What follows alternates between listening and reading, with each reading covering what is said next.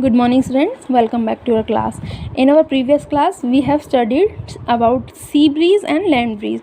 तो sea breeze और land breeze क्या होती है, हमने ये पढ़ा था कि जो एयर होती है वो कैसे गर्म होती है, वो धीरे धीरे गर्म होती है और ऊपर की तरफ उठती जाती है।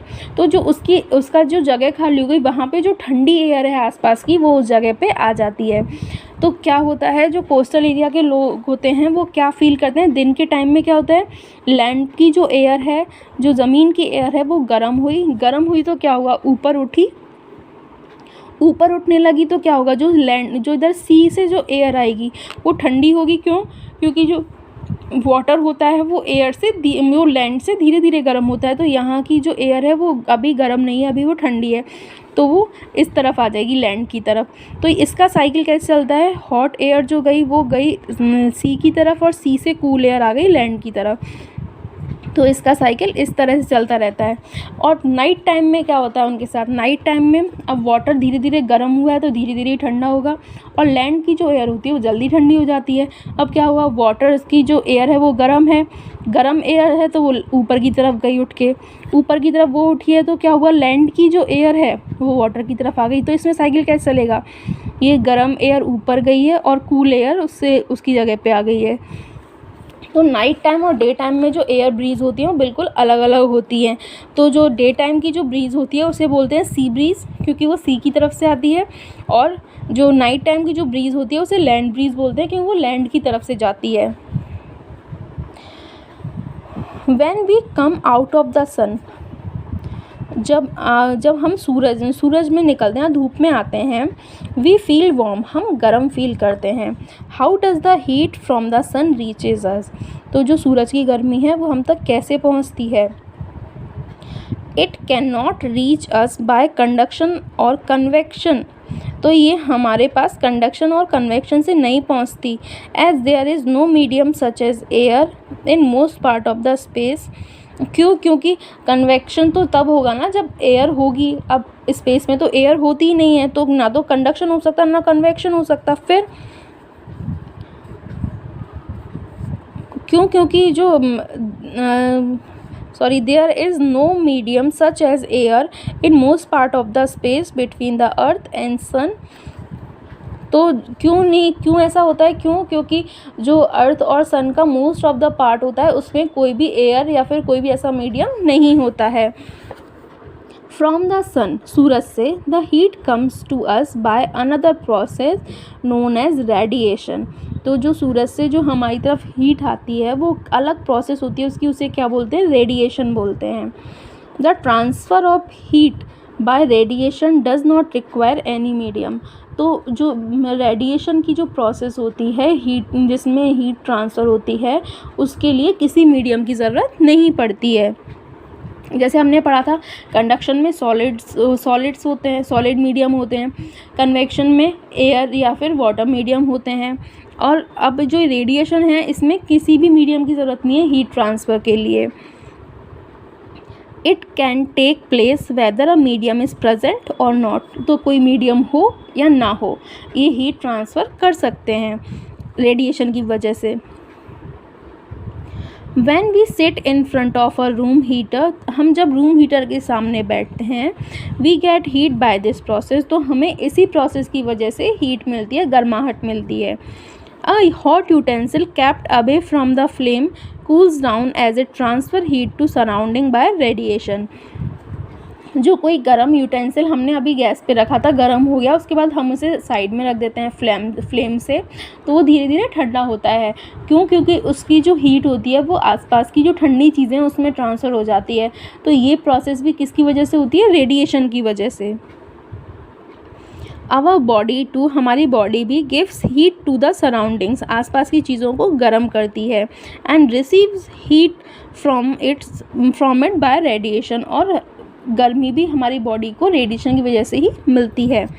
All hot bodies radiate heat, सारी जो गर्म चीज़ें होती हैं वो हीट रेडिएट करती हैं, हीट को ट्रांसफ़र करती हैं। When this heat falls on some object, और जब ये हीट जो होती है वो जो किसी भी गर्म चीज़ से निकली है वो किसी ऑब्जेक्ट पे जब गिरती है, ऑब्जेक्ट से मिलती है, a part of it is reflect, तो इसका कुछ जो पार्ट है वो रिफ्लेक्ट भी होता है। अब पार्ट इज़ ऑब्जर्व, कुछ पार्ट उसका ऑब्जर्व कर लेती है वो चीज़, एंड अ पार्ट में बी ट्रांसमिटेड, और कुछ पार्ट ट्रांसमिट हो जाता है, किसी और चीज़ में ट्रांसफ़र हो जाता है। मतलब कि किसी गर्म चीज़ से कोई मतलब हीट निकली, अब वो हीट कुछ पार्ट तो क्या होगा उसका, जैसे किसी चीज़ से किसी चीज़ पे पहुँचे तो कुछ पार्ट तो उसका ट्रांसमिट हो जाएगा, किसी और चीज़ में चला जाएगा, कुछ पार्ट वो चीज़ गर्म अब्जॉर्ब कर लेगी, और कुछ पार्ट जो होगा वो रिफ्लेक्ट हो जाएगा। The temperature of the object increases due to the absorbed part of the heat. तो कोई चीज़ गर्म क्यों होती है, जो हीट का पार्ट वो चीज़ अब्जॉर्व करती है, उस वजह से वो चीज़ गर्म होती है। Why are you advise to use an umbrella when you go out in the sun. तो इस वजह से आपको एडवाइस क्यों करते हैं कि आप धूप में निकलो तो अम्ब्रेला लेके जाओ, उस हीट को रिफ्लेक्ट करने के लिए, जिससे आपको सनबर्न ना हो या हीट से प्रॉब्लम ना हो। क्यों? क्योंकि वो जो एक चीज़, वो अम्ब्रेला जो होगा वो हीट को रिफ्लेक्ट कर देगा। Kind of clothes we wear in summer and winter. अब हम समर और विंटर में कैसे कपड़े पहनते हैं। You note that in summer we prefer light colour cloth and in winter we usually wear dark colour cloth. Normally हम सर्दियों में हल्के रंग के कपड़े और गर्मियों में हल्के रंग के कपड़े और सर्दियों में गहरे रंग के कपड़े पहनते हैं। क्यों? पता करते हैं। Take 2 identical tin cans, 2 tin can लो। Paint the outer surface of one black and other one white. अब उनके जो बाहर का जो सरफेस है उसे एक को तो ब्लैक पेंट करो और एक को वाइट पेंट करो। Pour equal amount of water in each and leave them in the mid day sun for about an hour. उनमें इक्वल अमाउंट में पानी डालो, पानी भरो, धूप में रखो और उसके बाद 1 घंटे के लिए छोड़ दो। Now measure the temperature of water in both of the cans. अब दोनों केन्स का टेम्परेचर मेज़र करो। Do you find any difference? क्या आपको कोई अंतर पता चलता है? बिल्कुल पता चलेगा। क्या?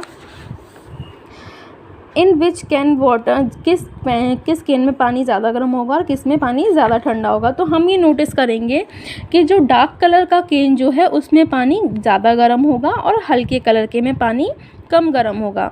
अब आपने जो केन लिए उसकी दोबारा एक्टिविटी है, आपने सेम अमाउंट का वाटर ले लिया, अब छाया में रखो उस पानी को, उन केन को छाया में रख दो। अब क्या पता करते हो आप? अब हमें क्या पता चलता है कि जो हल्के रंग का जो केन था उसका पानी जल्दी ठंडा हो गया है। Do these activities suggest to you reason why it is more comfortable to wear white and light colour clothes in the summer and dark colour cloth in the winter. तो क्या इस एक्टिविटी से आपको पता चल रहा है कि हमें गर्मियों में हल्के रंग के कपड़े और सर्दियों में डार्क कलर के कपड़े क्यों पहनने चाहिए? क्यों? क्योंकि जो डार्क कलर होता है वो हीट को ज़्यादा अब्जॉर्व करता है, जिससे सर्दियों में हम जब डार्क कलर के कपड़े पहनते हैं तो वो हीट को अब्जॉर्व करता है, हमारी बॉडी गर्म रहती है। और लाइट कलर जब होता है वो हीट को ज़्यादा अब्जॉर्ब नहीं करते, हीट को रिफ्लेक्ट ज़्यादा करते हैं, तो उस वजह से हमारी बॉडी कूल रहती है समर टाइम में। Dark surfaces absorb more heat. जो डार्क सरफेस होती हैं वो ज़्यादा हीट अब्जॉर्ब करती हैं, and therefore we feel comfortable with dark colour clothes in winter. इस वजह से हम सर्दियों में डार्क कलर के कपड़ों में कंफर्टेबल फील करते हैं। क्यों? क्योंकि हमारी बॉडी को हीट मिलती है उससे। Light coloured cloth reflect most of the heat that falls on them. और जो हल्के रंग के कपड़े होते हैं वो उनको जो भी हीट मिल रही है उसको ज़्यादातर को रिफ्लेक्ट कर देते हैं। तो इस वजह से क्या होता है, we feel more comfortable wearing them in summer. तो इस वजह से हम गर्मियों में हल्के रंग के कपड़े पहनना पसंद करते हैं। क्यों? क्योंकि हीट रिफ्लेक्ट बहुत कम होती है और हमारी बॉडी ठंडी रहती है। Woollen clothes help us in winter. Woollen cloth हमारी बॉडी को सर्दियों में गर्म रखने में मदद करते हैं। कैसे? इन विंटर, सर्दियों में वी यूज़ वुलन क्लोथ्स, हम गर्म कपड़े पहनते हैं। Wool is a poor conductor of heat. जो वुल होता है वो पुअर कंडक्टर होता है। क्यों? क्योंकि उसमें से हीट ट्रांसफ़र नहीं हो सकती है, जो हीट उसमें आई है वो उसी में रह जाएगी, वो हीट को ट्रांसफ़र नहीं कर सकता। Moreover there is air trapped in between the wool fibres. और उसके अलावा जो वुल फाइबर्स होते हैं उसमें एयर भी होती है साथ में। This air prevent the flow of heat from our body to the cold surrounding. तो उस एयर की वजह से क्या होता है, जो हमारी बॉडी की गर्माहट होती है वो आसपास की चीज़ों में ट्रांसफ़र नहीं हो पाती है, एयर उसको ब्लॉक कर देती है। So we feel warm. इस वजह से हम गर्म फील करते हैं। तो अगर आपको सर्दियों में आपको चॉइस दी जाए क्या, using either one thick blanket, या तो आपको एक बड़ा ब्लैंकेट यूज़ करना है, मोटा ब्लैंकेट, या फिर 2 पतले ब्लैंकेट आपको साथ में जॉइन करने हैं। तो आप कौन सा चूज़ करोगे और क्यों? Remember that there would be a layer of air in between the blanket. तो आपको ये ध्यान रखना है कि ब्लैंकेट्स के बीच में एयर का सरफेस होता है। तो हम मोस्ट प्रोबेबली 2 ब्लैंकेट हम ओढ़ना पसंद करेंगे। क्यों? क्योंकि उनमें जो बीच में एयर होगी वो हमारी बॉडी की जो हीट होगी उसे ट्रांसफ़र नहीं होने देगी। तो ये हमारा चैप्टर कंप्लीट हुआ। इस चैप्टर के क्वेश्चन आंसर्स आपको PDF में मिल जाएंगे। So that's it for today's class. In our next class we will start chapter number 5, which is acid, base and salts. Till then, goodbye, have a nice day.